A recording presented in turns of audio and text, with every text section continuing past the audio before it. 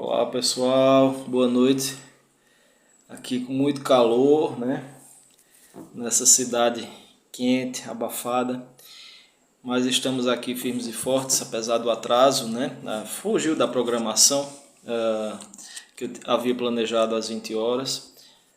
Houveram alguns empecilhos, mas aqui estou para a gente começar o nosso estudo das terças-feiras. Estamos estudando o livro O Céu e o Inferno, de Allan Kardec. Eu acho que a maioria está vendo aqui ao contrário, porque ele não estou com a câmera inversa, né? Mas é isso. Antes da gente fazer a sequência do estudo, como eu havia avisado aqui no grupo, vários grupos espíritas, vários canais espíritas, tanto do YouTube quanto do Face, né? Também os centros espíritas presencialmente, outros online, estão fazendo uma corrente pela paz, uma corrente do bem, né? Um acordo de paz mental através de preces e pedidos à espiritualidade, né? As coisas do dia a dia, as brincadeiras, as postagens, tudo aquilo do dia a dia, né? O nosso trabalho diário, as nossas tarefas diárias, elas vão ficar agora fora da nossa mente, tá? Para que a gente faça esse pedido à espiritualidade, às diretrizes planetárias. Jesus e seus prepostos estão trabalhando incansavelmente por todos nós, para que a gente consiga aprender através dessas lições dolorosas que a humanidade passa, né? Sempre passou. A gente, na verdade, não teve um tempo de trégua. Em alguns aspectos, sim, quando Jesus esteve aqui, mas, no geral, a humanidade sempre, né, gerou conflitos e nunca, na verdade, se aceita o outro completamente como ele é, né? Isso é para o mundo de regeneração plena. Estamos caminhando e a gente vai chegar lá.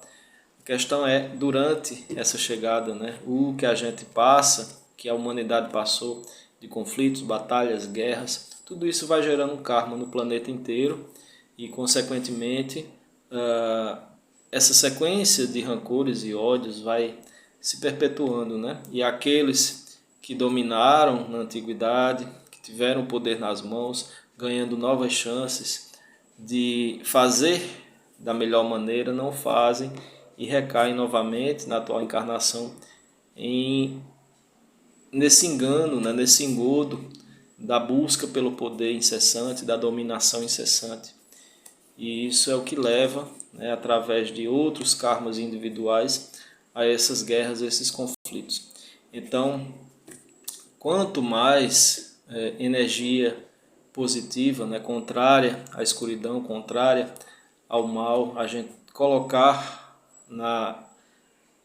vamos dizer assim, no éter cósmico, colocar na espiritualidade, emanar vibrações de luz, pensamentos de luz, como se nós fôssemos como é que eu posso dizer, uma bateria, né, de energia, de luz, emanando, né, cada um de nós com seu pensamento, colocando para cima, ao alto, essas positividades, palavras que vão sustentar, né, uma psicosfera diferente. É isso que a gente está tentando fazer, juntamente com todos que vivenciam o Espiritismo, os seus ensinamentos, e acatando os pedidos dos mentores espirituais, a gente vai fazer sim essa vibração, tá? Então, vamos agora. Cada um, eu sei que a maioria marcou às 20 horas, infelizmente eu não pude estar ligado nesse horário, mas sempre é tempo, né? Eu espero que o pedido, eu espero que a vibração, a mensagem chegue a você que está assistindo, independente do horário que você esteja vendo esse vídeo, e chegue a todos os quais a gente vai direcionar essa prece, essa vibração, esse pensamento, tá bom? Então eu peço a você que, independente, né, se está ao vivo agora ou não, faça, tá? Faça a sua prece para que ela vá se juntar a tantas outras que já estão na espiritualidade sendo encaminhadas e direcionadas às regiões de dor, de conflito do nosso planeta. Eu vou, antes da gente começar essa vibração, eu vou trazer a mensagem diária, porque eu acho que já vai limpando a nossa mente dos pensamentos cotidianos, que às vezes atrapalham um pouquinho, né? O que a gente vem chegando em casa, fazendo, né, os nossos afazeres, e aí acaba que a gente fica meio ainda disperso. Então vamos ver aqui o que diz a mensagem diária de hoje, a reflexão e vivência em torno do Evangelho. Hoje, dia 8 de março, onde se comemora, né, o Dia Internacional da Mulher, da figura feminina, tão importante para a humanidade, né, com a sua doçura, com a sua coragem, com a sua batalha, a sua vontade de enfrentar as dificuldades. E, claro, por trás disso tudo, a doçura, a amorosidade que a figura feminina tem para poder equilibrar a energia tão grosseira do lado masculino, né, que nós temos. Então tem que haver, né, o yin e o yang na sabedoria oriental, né, já explica essa união de forças. Então todos os dias é dia da mulher. Então vamos ver o que diz a mensagem, né? Obviamente não ligada, né, a essa data, mas aqui diz: portanto, cada um de nós agrade ao seu próximo, visando o que é bom para a edificação. É um trecho da carta de Paulo aos Romanos, capítulo 15, versículo 2. Meta do mês: desenvolver a piedade e a compaixão. Vossas lágrimas são um bálsamo que lhes derramais nas feridas. E, quando, por bondosa simpatia, chegais a lhes proporcionar a esperança e a resignação, que encanto não experimentais. Trecho do Evangelho segundo o Espiritismo, de Kardec, 113ª edição, capítulo 13, item 17. Meta do dia: desenvolver a piedade. Esse trecho, lido do Evangelho, fala sobre isso, né? Sobre a piedade pelo próximo. Vossas lágrimas são um bálsamo que lhes derramais nas feridas, e, quando por bondosa simpatia chegais a lhes proporcionar a esperança e a resignação, que encanto não experimentais. Meta do dia: desenvolver a piedade, esforçar-se por aliviar a carga de sofrimento do semelhante. E uma sugestão para a nossa prece diária: uma prece rogando auxílio ao guia espiritual, ao anjo da guarda, para o combate ao egoísmo. Ok? Então vamos agora, todos num só pensamento, fechar os nossos olhos, nos imaginarmos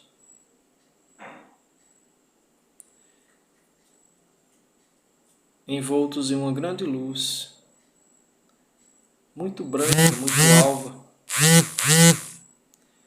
clareando tudo à nossa volta. E essa luz provém da 7ª dimensão espiritual do planeta, diretrizes planetárias, Mestre Jesus e seus prepostos, todos aqueles que trabalham diretamente sob as vontades do Cristo, que é o governador planetário. Equipes espirituais que acolhem os desencarnados, os que estão desencarnando nesse momento, principalmente nesses conflitos bárbaros, nessas guerras insanas, no Oriente Médio, na Ásia Menor, que é justamente essa região dos Balcãs, a Ucrânia, Letônia, todas essas regiões em conflito. Que a espiritualidade acalme esses corações, que consiga a luz fazer o milagre de arrancar de dentro dessas almas encarnadas o rancor e o ódio, e principalmente o medo e a tristeza. Que Jesus, Mestre amado, nesse instante, Derrame do alto a luz necessária para clarear, iluminar as trevas que ali se fazem. Que possamos irradiar daqui de onde estamos toda a paz, toda a luz, resignação, coragem, esperança a esses corações doloridos, sofridos. Aqueles que perderam seus entes queridos, aqueles que perdem tudo que construíram ao longo desta vida, que têm que deixar para trás, seguindo o instinto de sobrevivência. Que aplaque os corações dominados pela sede de poder, em dominar, em comandar. Que façam essas mentes vibrarem numa energia de amor, de perdão, de esquecimento, do perseguidor ao perseguido, não só nessa região da Ucrânia, como também na Palestina, no Oriente Médio, nos países africanos dos nossos irmãos que padecem sob o jugo de ditadores. Que toda essa luminosidade chegue até eles, em forma de energia, de fé, de força e de coragem, de seguir adiante. Que a energia em tons de rosa nesse instante, transmutando do branco ao rosa, possa levar aos corações e almas a paz da amorosidade, da resignação em seguir adiante, mas da amorosidade que leva ao perdão. Que aflore dentro de cada alma, ali colocada em sofrimento, a necessidade da fraternidade, de estender a mão àquele que chora ao seu lado e entender os laços de união, de irmandade que são espirituais e fazem parte de um todo. Somos todos um só nessa humanidade. Somos todos um só na família cósmica. E aqui colocados neste planeta, possamos entender claramente a força da união e da fraternidade, colocando em nossas almas o espírito amoroso, onde se estende a mão, onde se enxuga uma lágrima, onde se leva uma palavra de conforto, de auxílio, onde se estimula a coragem do irmão que cai e chora, onde se levanta aquele que está caído, onde se sacia a fome e a sede espirituais e físicas. Que possamos ter em nós, dentro de cada um, essa perseverança e essa persistência nessa energia de amorização. Nesse instante, essa luz se torna em tom esverdeado, levando saúde física e espiritual, recompondo células, recompondo energias gastas e perdidas nos corpos físicos e espirituais, realinhando os chakras que estão desalinhados pela energia do medo e da dor. Que possamos enviar a esses irmãos em todo o planeta, aqueles que estão longe da região de conflito, mas preocupados, ansiosos, que seja colocado em cada um deles, através dos obreiros da espiritualidade, incansáveis, a tranquilidade, a paz e a esperança em dias melhores. Sabemos que eles virão, sabemos que após a tempestade o sol brilhará, e é nessa esperança que contamos com essa energia verde, que traz saúde, saúde mental, saúde física, saúde espiritual. Que os pontos dilacerados dos perispíritos desses irmãos sejam completamente curados. Que as chagas dolorosas dessas almas tristes e abatidas sejam curadas, sejam cicatrizadas, em nome de Jesus e de Deus Pai Todo-Poderoso, fonte criadora de todos nós. Que essa energia que irradia de cada um de nós nesse instante, agora transmuta para a cor azul, levando serenidade e paz espiritual. E mais uma vez, alicerçadas sob a esperança em um futuro melhor, na consciência de largar uma vida e recomeçar outra, em outro lugar, em outro ambiente, com outras pessoas, e no entendimento final que fora da caridade e fora da fraternidade não há salvação para todos nós. Que esses irmãos que agora padecem e sofrem possam entender por completo os acontecimentos atuais, mas no âmbito muito maior, onde a sede de paz e de justiça permeia os seus caminhos, mas sem a barbárie da violência e do medo. Que a confiança numa força superior possa desabrochar naqueles que ainda se mantêm incrédulos. Que Jesus, nosso Mestre amado, esteja presente em cada coração que sofre e que chora, aplacando todas as dores e acalmando essas almas tão dilaceradas nesse instante, repondo de uma vez por todas a fé, a esperança e a coragem. Que o amor de Cristo permaneça com todos. Graças a Deus.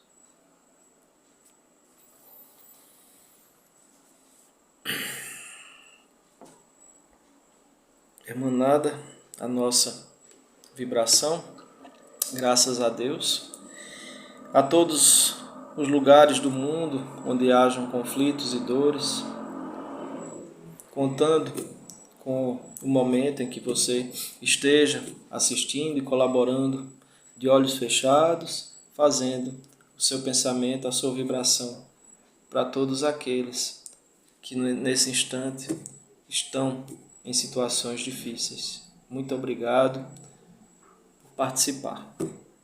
Esse é o agradecimento também da espiritualidade, do guia espiritual de cada um de vocês. Ok? Muito obrigado de coração. Então vamos voltar aqui para nosso estudo, sequencial do livro O Céu e o Inferno, de Allan Kardec, de todas as terças-feiras. Hoje nós vamos iniciar o capítulo 4, que tem o título de O Inferno. O que seria isso no entendimento da doutrina espírita? Descortinar isso, descortinar essa verdade que para uns é mito, é fantasia, ou outros creem plenamente na falta de misericórdia de Deus, que não seria Deus se assim fosse, colocando os seus filhos no castigo eterno. Então vamos ver as primeiras partes, aqui, capítulo 4, o Inferno. Ainda estamos na primeira parte do livro, que é a parte de doutrina. Então a gente já viu a questão do limbo, a questão do céu, estamos agora vendo o inferno. Então, intuição das penas futuras. E ele começa assim: desde todas as épocas, o homem acreditou, por intuição, que a vida futura seria feliz ou infeliz, conforme o bem ou o mal praticado neste mundo. A ideia que ele faz, porém, dessa vida, está em relação com o seu desenvolvimento, senso moral e noções mais ou menos justas do bem e do mal. As penas e recompensas são o reflexo dos instintos predominantes. Os povos guerreiros fazem consistir a suprema felicidade nas honras conferidas à bravura, os caçadores na abundância da caça, os sensuais nas delícias da voluptuosidade. Dominado pela matéria, o homem não pode compreender senão imperfeitamente a espiritualidade, imaginando para as penas e gozos futuros um quadro mais material que espiritual.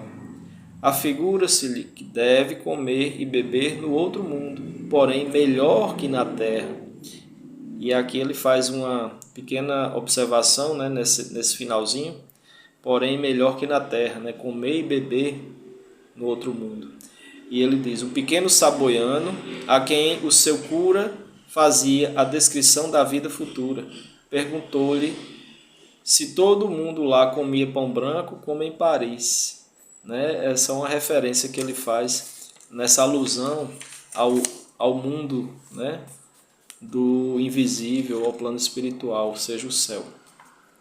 Mais tarde, já se encontra nas crenças sobre a vida futura um misto de espiritualismo e materialismo, a beatitude contemplativa concorrendo com o inferno das torturas físicas. Não podendo compreender senão o que vê, o homem primitivo, naturalmente, mudou seu futuro pelo presente, para compreender outros tipos, além dos que tinha à vista, ser-lhe-ia preciso um desenvolvimento intelectual que só o tempo deveria completar. Também o quadro por ele ideado sobre as penas futuras não é senão o reflexo dos males da humanidade em mais vasta proporção, reunindo-lhe todas as torturas, suplícios e aflições que achou na terra.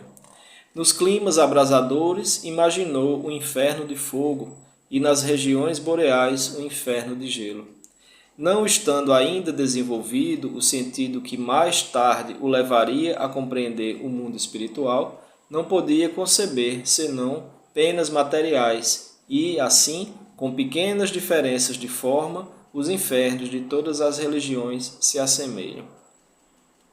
Antes da gente continuar, aí eu vou trazer uma leitura, né, assim, atualizada depois por diversas comunicações. Eu acho que ele vai falar um pouquinho mais na frente, mas de uma forma mais lúdica talvez, mas na realidade a gente sabe que existem planetas ou planetoides, certo? Que são planetas prisão, ok? Não são planetas que atualmente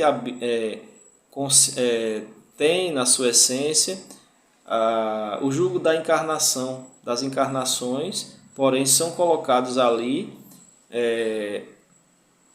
habitantes degradados de alguns planetas, certo? Os planetas de primitivo a provas e expiações que não conseguiram fazer vibrar no bem nas suas trajetórias, na sua rota, digamos assim, erraram de sobremaneira e repetidas vezes, trazendo prejuízo a milhares de outros seres. Então, para que essa roda não se repita mais e mais vezes, eles são retirados e colocados temporariamente em um ambiente, claro, difícil, mas de aprendizado, né? Convivendo com outros ali até que consigam, no intuito de aflorar dentro de si a questão do convívio, da fraternidade e observar que nesse local onde eles estão há ordem muito mais superior do que eles se acham. É o caso, né, daquele que liderou, né, a Segunda Guerra Mundial ali na Europa, que havia sido trazido de outros planetas, né, repetindo esse processo na energia do mal, tendo encarnado na Terra como um grande bárbaro da antiguidade conhecido, tá? E nessa época da Segunda Grande Guerra Mundial, né, quando desencarnou do planeta, a energia de ódio jogada para cima desse ser era tão grande que ele foi retirado e colocado nessa prisão. Tá? Então, a gente não tem noção atual se ele já saiu, mas eu creio que ainda não, mas está aprendendo, tá? Para que dali consiga uma nova chance. Foi colocado na Terra para unificar, mas fez justamente o contrário, né? Separou ainda mais, fez sofrer milhões. Então, esse exemplo de planetas, planetoides, prisão, que ainda no futuro vão começar um ciclo de acolhimento de almas encarnando ali, para dali iniciar um desenvolvimento, tá? Eles são praticamente, na visão um pouquinho aproximada do entendimento dogmático das religiões, principalmente as mais antigas, esses chamados infernos. Porém, existe Plutão, né? E existe uma luazinha também lá que também serve de prisão, que é Hades, todos dois extremamente gelados.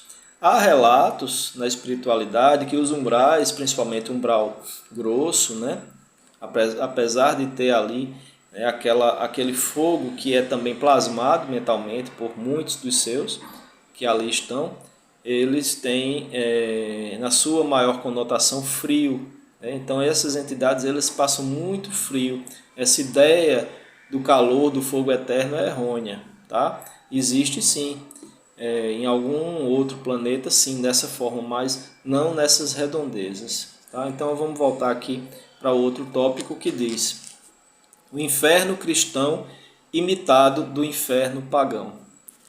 O inferno pagão, descrito e dramatizado pelos poetas, foi o modelo mais grandioso do gênero e perpetuou-se no seio dos cristãos, onde, por sua vez, houve poetas e cantores. A gente lembra de Dante, né, que fez aquele quadro ali descrevendo, naquela visão que ele teve, o umbral. Então ele chamou o inferno, por isso que tem o inferno de Dante, né, porque aquela imagem ele foi realmente em espírito, desdobrado, para uma região umbralina difícil. Então ele viu aqueles horrores e fez, né, aquela imagem. Então ele continua: comparando-os, encontram-se neles, salvo os nomes e variantes de detalhe, numerosas analogias. Ambos têm o fogo material por base de tormentos, como símbolo dos sofrimentos mais atrozes. Mas, coisa singular, os cristãos exageraram em muitos pontos o inferno dos pagãos. Se estes tinham o tonel das Danaídes, a roda de Ixion, o rochedo de Sísifo, eram estes suplícios individuais. Os cristãos, ao contrário, têm para todos, sem distinção, as caldeiras ferventes, cujos tampos os anjos levantam para ver as contorções dos supliciados. Imagina só, né? Que loucura! Espíritos iluminados, anjos, né? Já no último grau de evolução, depois do humano para a angelitude, colocados ali, né? Torturando aqueles que pecaram, né? Naquele entendimento, deixando em caldeiras, em caldeirões ferventes e levantando a tampa para vê-los se contorcendo. Que coisa absurda, né? E aí ele faz aqui umas observações nesse trecho. Por exemplo, quando ele diz, né, que os cristãos antigos, ao contrário, têm para todos, sem distinção, as caldeiras ferventes, cujos tampos os anjos levantam para ver as contorções dos supliciados. Ele faz uma referência aqui: sermão pregado em Montpellier em 1860, um sermão que alguém daquela igreja pregou. E Deus, sem piedade, ouve-lhes os gemidos por toda a eternidade. Que Deus seria esse, né? Que castiga eternamente. Jamais os pagãos descreveram os habitantes dos campos elíseos, né? Ou seja, dos lugares iluminados, deleitando a vista nos suplícios do Tártaro. O que é que significa isso? Os bem-aventurados, sem deixarem o lugar que ocupam, poderão afastar-se de certo modo em razão do seu dom de inteligência e da vista distinta, a fim de considerarem as torturas dos condenados, e vendo-os, não somente serão sensíveis à dor, mas até ficarão repletos de alegria e renderão graças a Deus por sua própria felicidade, assistindo à inefável calamidade dos ímpios. Aqui é uma referência que São Tomás de Aquino fez, tá? Então não existe isso. Continuando, os cristãos têm, como os pagãos, o seu rei dos infernos, Satã, com a diferença, porém, de que Plutão se limitava a governar o sombrio império. Vejam a referência que se tem, né? Não é à toa, né, que aquele planetinha, o último, né, conhecido no nosso sistema solar, chamado Plutão, já tinha essa referência na antiguidade, na mitologia grega. Né? Então vejam só como esse conhecimento já chegava de uma certa forma a eles. E ele diz, né? Plutão se limitava a governar o sombrio império que lhe coubera em partilha, sem ser mal. Retinha em seus domínios os que haviam praticado o mal. Referência o quê? Que os espíritos fazem, né? Atualmente nos dizem claramente que é um planeta prisão. Então vejam como é. Sem ser mal, retinham em seus domínios os que haviam praticado o mal, porque essa era a sua missão. Mas não induzia os homens ao pecado para desfrutar, tripudiar dos seus sofrimentos. Satã, no entanto, recruta vítimas por toda parte e regozija-se ao atormentá-las com uma legião de demônios armados de forcados os garfos, né, a revolvê-las no fogo. Já se tem discutido seriamente sobre a natureza desse fogo que queima, mas não consome as vítimas. É o que acontece em algumas regiões de umbral grosso, né? Aqueles fogos, né? que surgem ali no lamaçal. Tá? É uma referência realmente que existe, mas não que há aquele fogo dolorido eterno. Tem-se mesmo perguntado se seria um fogo de betume. Aí ele faz essa referência aqui. Sermão pregado em Paris em 1861, né, em alguma igreja. O inferno cristão nada cede, pois, ao inferno pagão. As mesmas considerações que entre os antigos tinham feito localizar o reino da felicidade fizeram circunscrever igualmente o lugar dos suplícios. Tendo-se colocado o primeiro nas regiões superiores, era natural reservar ao segundo os lugares inferiores, isto é, o centro da terra, para onde se acreditava servirem de entradas certas cavidades sombrias, de aspecto terrível. Os cristãos também colocaram ali, por muito tempo, a habitação dos condenados. A este respeito, frisemos ainda outra analogia. O inferno dos pagãos continha de um lado os campos elíseos e do outro o Tártaro. O Olimpo, morada dos deuses e dos homens divinizados, ficava nas regiões superiores.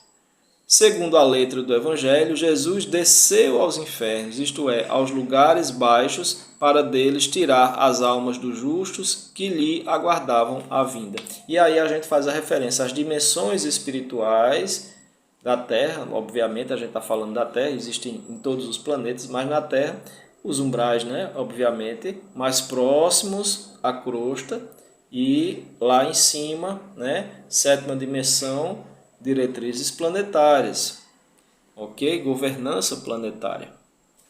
E aí essa referência de dizer no Evangelho, Jesus desceu aos infernos, aos lugares baixos, para deles tirar as almas dos justos que lhe aguardavam a vinda. Os infernos não eram, portanto, um lugar unicamente de suplício. Estavam, tal como para os pagãos, nos lugares baixos. A gente já engloba, né, a terra em si, né, a crosta terrestre. A morada dos anjos, assim como o Olimpo, era nos lugares elevados. Colocaram-na para além do céu estelar, que se reputava limitado. Essa mistura de ideias cristãs e pagãs nada tem de surpreendente. Jesus não podia, de um só golpe, destruir inveteradas crenças, faltando aos homens conhecimentos necessários para conceber a infinidade do espaço e o número infinito dos mundos. Imagina, né, se naquela época Jesus já podia falar assim para aquela multidão que lhe ouvia. Ninguém ia entender nada, né? Ninguém ia acreditar, já não acreditavam facilmente naquilo que o mestre pregava. Imagina falar sobre essas coisas. Por isso que ele sabia como se dirigir àquelas pessoas, instruindo-as sem causar nenhuma confusão. A Terra para eles era o centro do universo. Não lhe conheciam a forma nem a estrutura internas. Imagina, elas nem sabiam que a Terra era redonda, né? Nem tinham essa noção, e principalmente lá dentro. Tudo se limitava ao seu ponto de vista.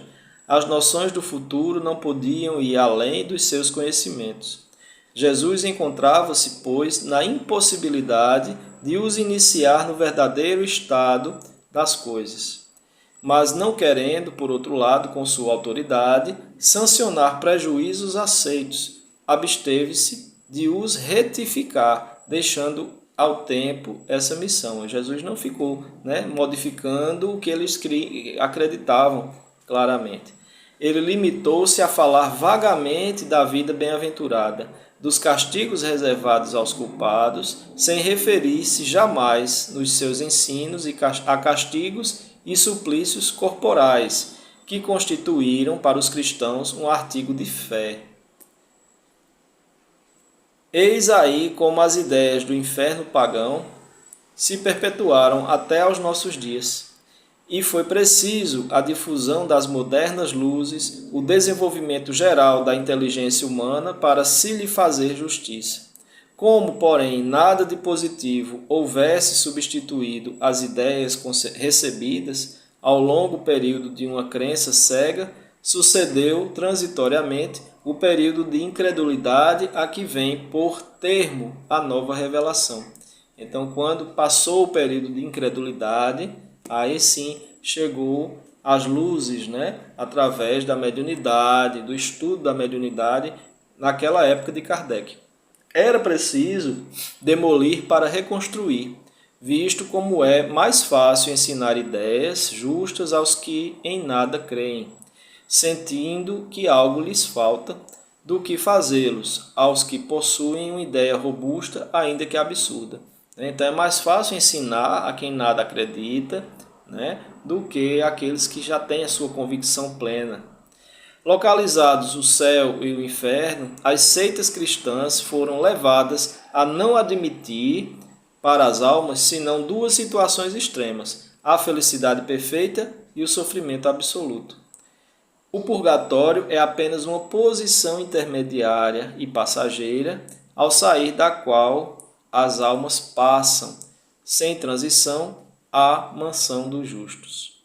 Outra não pode ser a hipótese, dada a crença na sorte definitiva da alma após a morte, senão há mais de duas habitações, a dos eleitos e as dos condenados, não se podem admitir muitos graus em cada uma, sem admitir a possibilidade de os franquear.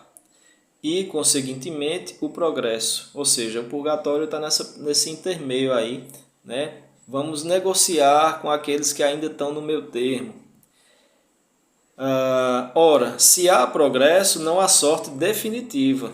E se há sorte definitiva, não há progresso. Jesus resolveu a questão quando disse: há muitas moradas na casa do meu Pai. E a gente entende, dentro de todos os estudos da doutrina espírita, que o purgatório é nada mais, nada menos do que os umbrais. São estações transitórias em que a maioria de nós passa e fica lá por um tempo necessário até que a gente possa ascender para a quinta dimensão, sexta, enfim.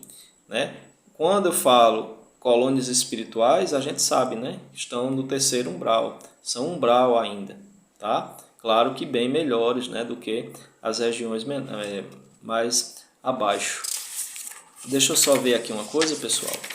Dá para a gente falar ainda um pouquinho aqui sobre o limbo. Então vamos lá. Os limbos. É verdade que a igreja admite uma posição especial em casos particulares. As crianças falecidas em tenra idade, sem fazer mal a algum, não podem ser condenadas ao fogo eterno. Mas também, não tendo feito bem, não lhes assiste direito à felicidade suprema. Ficam nos limbos, né? Essa crença muito arraigada que quando morre uma criança ela fica no limbo ali, né? Diz-nos a igreja, ficam nos limbos, diz-nos a igreja, nessa situação jamais definida, na qual, se não sofrem, também não gozam da bem-aventurança. Esta, sendo tal sorte irrevogavelmente fixada, fica-lhes defesa para sempre. Tal privação importa, assim, um suplício eterno, e tanto mais imerecido, quanto é certo não ter dependido dessas almas que as coisas assim sucedessem. O mesmo se dá quanto ao selvagem que, não tendo recebido a graça do batismo e as luzes da religião, isso entendimento, né, daquela época, peca por ignorância, entregue aos instintos naturais. Certo, este não tem a responsabilidade e o mérito cabíveis ao que procede com conhecimento de causa. A simples lógica repele uma tal doutrina em nome da justiça de Deus, que se contém integralmente nessas palavras do Cristo, cada um segundo as suas obras. Obras, sim, boas ou más, porém praticadas voluntária e livremente, únicas que comportam responsabilidade. Neste caso, não podem estar a criança, o selvagem, e tampouco aquele que não foi esclarecido, ou seja, aqueles que ignoram totalmente isso. Então, essa é a ideia do limbo, né? A gente está estudando isso, né, que tem no livro de Kardec, para que haja esse entendimento do que as pessoas achavam, né? Hoje em dia essas coisas estão mais difusas, menos aceitáveis, porém era assim, né? Ainda tem algumas religiões bem fechadas que acreditam claramente nessas situações. Eu não vou entrar no outro tópico, pessoal, vou deixar para a próxima terça-feira. Esse capítulo é bem extenso, né? Assim como foi o do céu, a gente subdividiu em algumas lives, então acho que a gente vai deixar para a próxima, certo? Então a gente termina por aqui, deixando o próximo tópico para terça-feira. Quero agradecer a todos mais uma vez, boa noite, Primeulinda, seja bem-vinda. E eu peço para quem chega depois, né? Chegou depois, que quando a live, assim que a live entrar, façam a prece. A gente fez, né, no iniciozinho a vibração, então não importa se você está ao vivo comigo, mas cada um fazendo já junta-se, né, nessa egrégora de pensamento positivo para toda a região do planeta que está em sofrimento, né? É muito importante que a gente faça isso. A gente vai fazer uma segunda vibração ainda essa semana, possivelmente no sábado, juntamente no canal do YouTube, para que se fortaleça esse pensamento positivo, emanando luz a todos eles, tá bom? Muito obrigado por vocês que fizeram, né, na hora também. Obrigado por terem participado e por estarem aqui mais uma vez comigo nessa live. Quem não entendeu, quem quiser perguntar alguma coisa a respeito do capítulo que foi lido agora, a gente iniciou o capítulo 4, né, hoje, que tem o título do inferno, já que o livro, né, da codificação é esse, o céu e o inferno. Agora a gente está ainda na parte doutrinária, parte primeira, estudando parte a parte o inferno. Então vamos encerrando por hoje. Desejo a todos uma ótima noite, um ótimo descanso e que Deus os abençoe, né? Sejamos firmes, pensamento positivo sempre, tá? Não alimentem medos, isso é muito importante para que a gente possa fortalecer energia positiva e de luz às regiões difíceis do nosso planeta. Isso é um pedido da espiritualidade que vem sendo reforçado desde a semana passada e essa semana mais ainda. Isso aí a gente sabe que vai se alongar um pouquinho mais, tá? Fiquem com Deus, uma ótima noite. Tudo certo, minha amiga Cláudia. Boa noite. E é só assim que eu encerrar aqui, a live vai ficar disponível no grupo, ok? Até amanhã no nosso Evangelho das quartas-feiras, dessa vez no horário certo às 20 horas. Beijo no coração de todos. boa noite e até lá.